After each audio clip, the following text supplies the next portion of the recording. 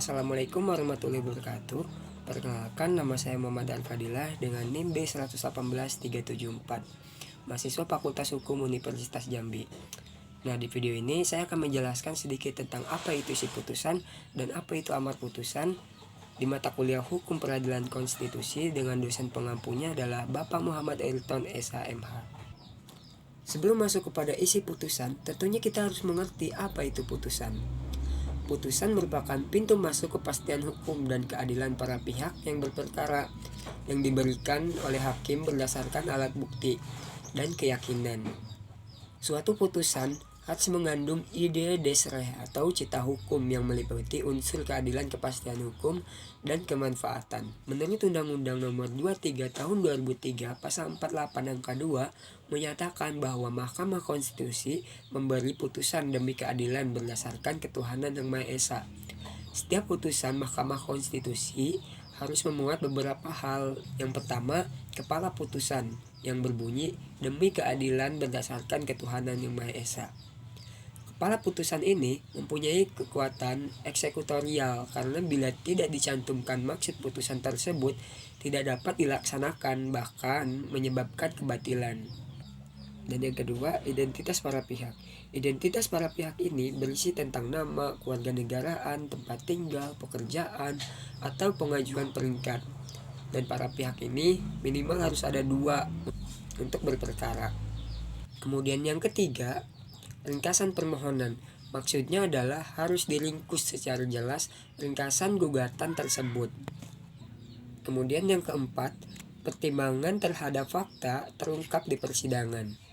Nah, pertimbangan dalam putusan dapat juga hasil atau pertimbangan hakim tentang duduk perkara dan pertimbangan tentang hukum.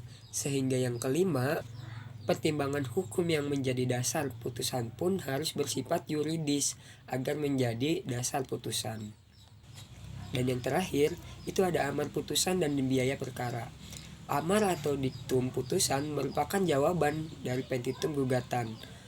Hal ini berarti hakim wajib mengadili semua bagian perintah biaya perkara, termasuk biaya-biaya untuk kepentingan materai.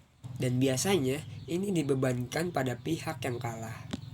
Selain itu, adapun 3 jenis putusan Mahkamah Konstitusi. Di antaranya yang pertama, permohonan tidak diterima. Permohonan tidak diterima adalah suatu putusan yang apabila permohonannya melawan hukum dan tidak berdasarkan hukum. Dalam putusan ini, permohonan tidak memenuhi pasal 50 dan 51 Undang-Undang Mahkamah Konstitusi.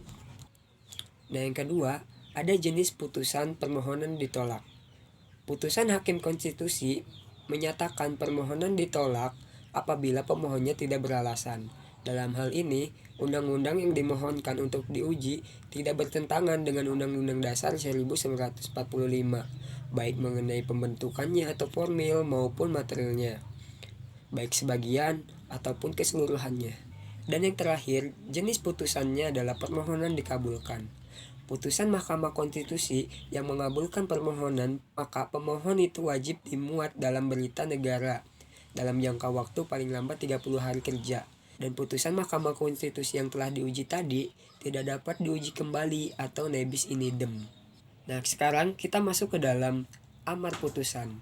Amar putusan sendiri adalah putusan hakim yang diucapkan dalam persidangan yang bertujuan untuk mengakhiri atau menyelesaikan suatu perkara atau sengketa di antara para pihak.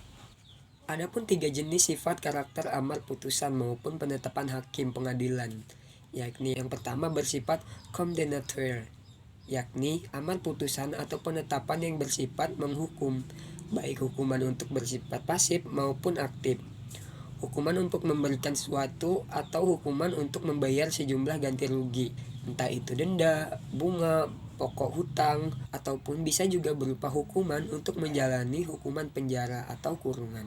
Yang kedua, bersifat konstitutif, yakni amar putusan atau penetapan yang bersifat membuat keadaan hukum baru, atau dapat pula berupa merubah keadaan hukum semula menjadi keadaan hukum baru.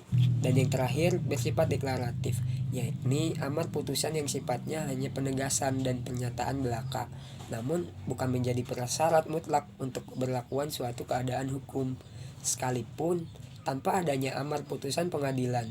karena sifatnya ya hanya menyatakan penegasan belaka.